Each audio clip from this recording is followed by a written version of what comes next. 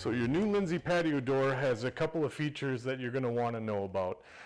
First and foremost, it's riding on a track, this aluminum track. You're going to always want to keep that clean of debris, pet hair, rocks, mud. The more debris that gets in there, the harder the door is to function.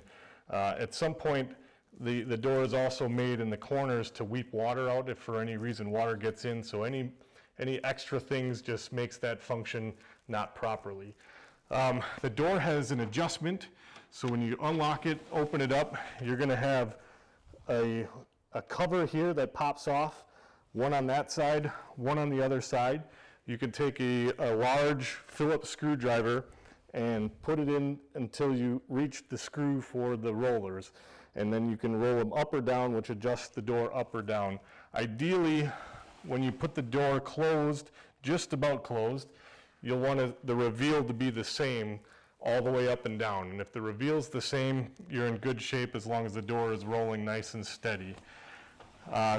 With the screen, it's kind of the same deal. You've got 4 points at which you can adjust.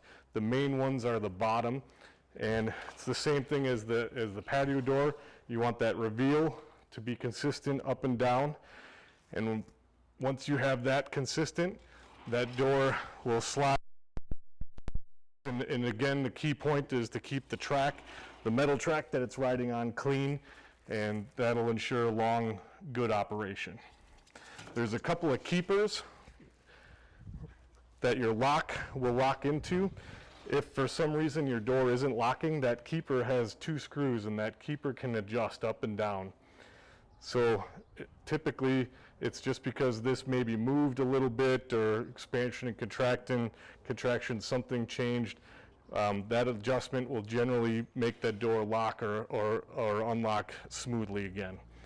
And same thing with the keeper on the operational patio door. It has an adjustment. Typically when those are set, you don't have to worry about it again, but it's there just in case.